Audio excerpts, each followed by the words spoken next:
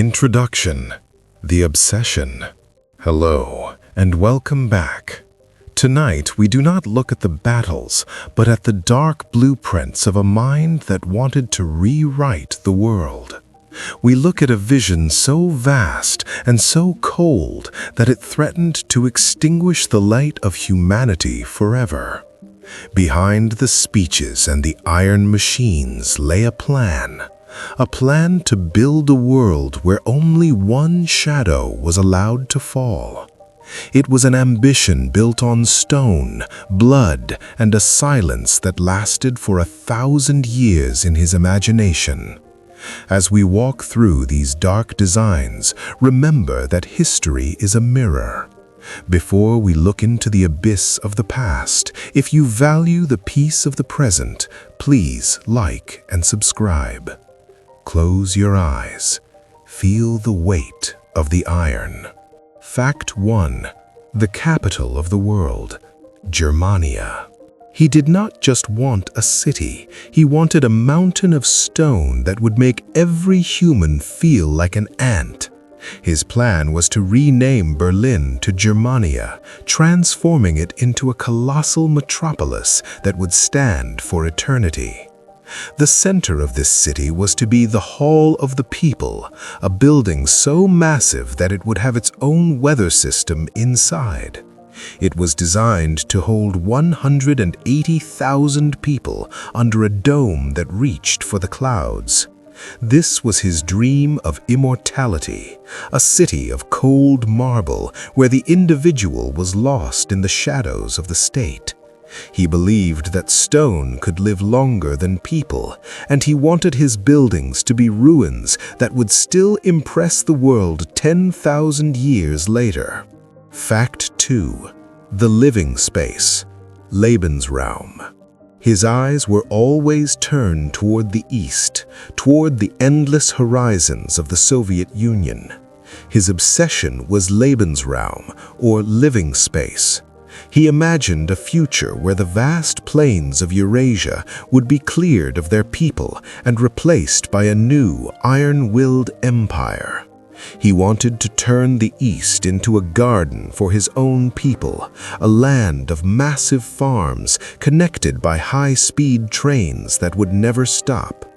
In this vision, the native people would be forgotten, their cultures erased like dust on a map. It was a plan to move the borders of the world with a pen and a sword, turning the earth into a factory of food and resources for a single supreme goal. Fact 3. The 1,000-year silence. He spoke of a Reich that would last for a millennium, a kingdom that would never change. His goal was to stop the flow of time itself, creating a society so controlled that no new ideas or sparks of freedom could ever emerge. He wanted to rewrite every history book, erase the memory of past heroes, and control the thoughts of every child from the moment of their birth.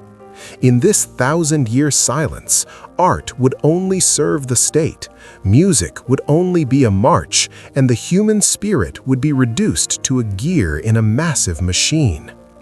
He believed that by owning the past, he could hold the future in an iron grip forever. Fact 4. The new religion of blood. He sought to replace the ancient cross and the old religions with a new, dark faith based on blood and soil. His plan was to slowly move the people away from traditional churches, replacing their holidays with festivals of fire and iron. He imagined a world where the state was the only god and the leader was the only prophet. This was a return to a mythical, cold past where mercy was viewed as a fatal weakness and power was the only virtue worth holding.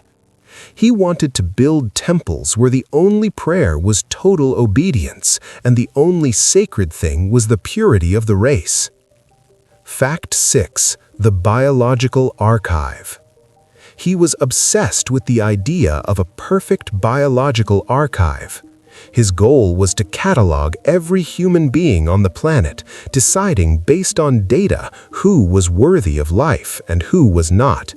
He wanted to use the technology of the time to create a system of total surveillance where bloodlines were analyzed and tracked with cold scientific precision. This was the dream of a biological utopia built on the graveyard of those he deemed unfit. It was a madness that treated the human race like a managed herd, where love, compassion, and the individual soul were replaced by rows of numbers and biological charts. Fact 6. The Museum of Extinct Races. Perhaps one of his most chilling plans was the creation of a museum dedicated to the very people he intended to destroy. He wanted to collect the artifacts, books, and photographs of cultures he was erasing so that future generations could look at them as if they were fossils of an ancient, failed species. It was an ultimate act of arrogance to preserve the memory of a people only after taking away their right to exist. This museum was intended to be a trophy room of a victor who had successfully rewritten the DNA of civilization, a silent place where stolen history would be kept behind glass. Fact 7. The Colonies of the Sun. While his main focus was Europe, he also dreamed of regaining colonies in Africa and beyond. He imagined these lands as playgrounds for his elite, where they could rule over the local populations in a state of eternal hierarchy. He wanted to build tropical cities that mirrored the cold order of Germania, bringing his shadow to the warmest parts of the earth. These colonies were meant to provide the exotic resources his empire needed to remain self-sufficient. It was a plan for a global network of control, where the sun would never set on a world ruled by fear and iron. Fact 8. The Breeding Castles, or Lebensborn. He created secret institutions where the laws of nature were replaced by the laws of the state. The Lebensborn program was an attempt to mass-produce a perfect generation of children based on his distorted views of biology. These children were often taken from their real parents in occupied lands and raised in state-run castles to become the future leaders of his empire. They were stripped of their true identities and taught that their only family was the state. It was a cold, industrial approach to human life, turning the miracle of birth into a production line for a future army. Fact 9. The Ruin Value, or Schicksal.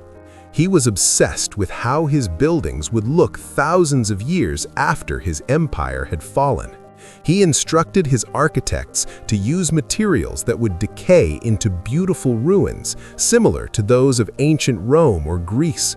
He wanted his legacy to haunt the earth forever, even if his people were gone. This ruin value theory showed that he cared more about his image in the distant future than the lives of the people in the present. He was building for a ghost world, creating monuments that were designed to stand as silent, arrogant witnesses to his power long after the screams of the war had faded. Fact 10. The Iron Highways, or Reich's Autobahn.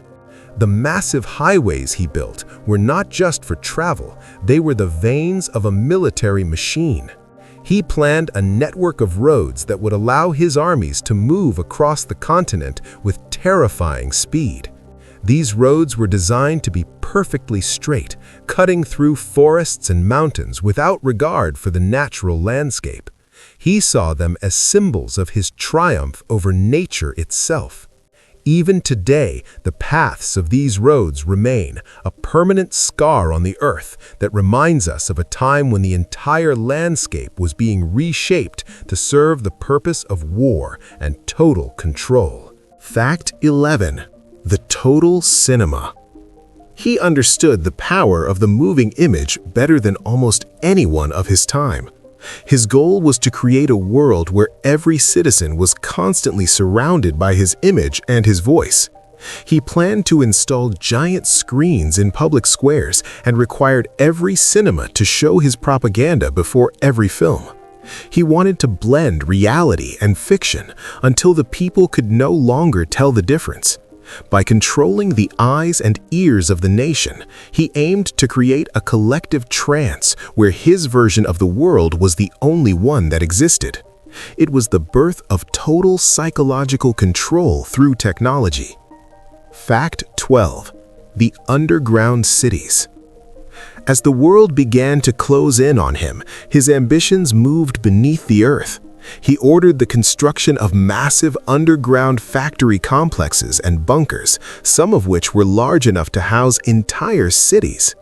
He wanted to create a world that could survive a total apocalypse, where his chosen elite could live and work in the dark while the surface burned. These cold, concrete tunnels were the final expression of his isolation, a world without sun, without air, and without humanity, where the only thing that mattered was the survival of the system. Fact 13. The erasure of the intelligentsia. In every land he occupied, his first goal was to remove the thinkers, the writers, and the professors. He wanted a world where no one was allowed to ask why. He believed that a population that did not think was a population that could be easily led.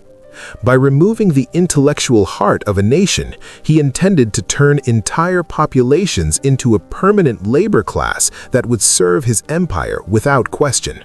This was a war on the human mind, an attempt to lobotomize the collective consciousness of Europe and replace it with a single, repetitive slogan of loyalty. Fact 14. The Great Libraries of Lies. He planned to consolidate all the world's knowledge into a few state-controlled libraries. Books that did not fit his narrative were burned in public squares, while new books were written to justify his crimes. He wanted to create a new truth where science was replaced by myth and history was replaced by propaganda. Anyone caught with a forbidden book faced the ultimate penalty. It was a plan to cage the human imagination, ensuring that no one could ever read a word that might spark a dream of a different world. Fact 15. The breeding of animals, the aurochs. His madness even extended to the animal kingdom. He tasked his scientists with backbreeding extinct animals, such as the ancient aurochs, to populate his new forests in the east. He wanted to recreate a prehistoric wilderness that matched his mythical view of the past. These aggressive, reconstructed beasts were meant to be the prey for his elite hunters, creating a landscape that felt like a dark, ancient saga. It was an attempt to dominate not just the present, but to force nature itself to return to a primitive state that suited his dark aesthetic. Fact 16. The control of art, Entartete Kunst. He waged a war against modern art, labeling it degenerate because it expressed individual emotion and complexity. He wanted art to be nothing more than a mirror of his own face or a depiction of perfect, hollow soldiers. He organized exhibitions to mock the great artists of the world, trying to convince the public that anything beautiful or abstract was a sign of a sick mind. His goal was to starve the human eye of color and soul, replacing it with a gray, rigid realism that celebrated nothing but the power of the state. Fact 18. The new nobility, the SS elite. He wanted to dismantle the old European aristocracy and replace it with a new nobility based on loyalty and his distorted views of biology. This elite class was trained in secret castles to be emotionless rulers, people who felt no pity and followed every order with cold efficiency. They were taught that they were a separate species above the laws of common humanity.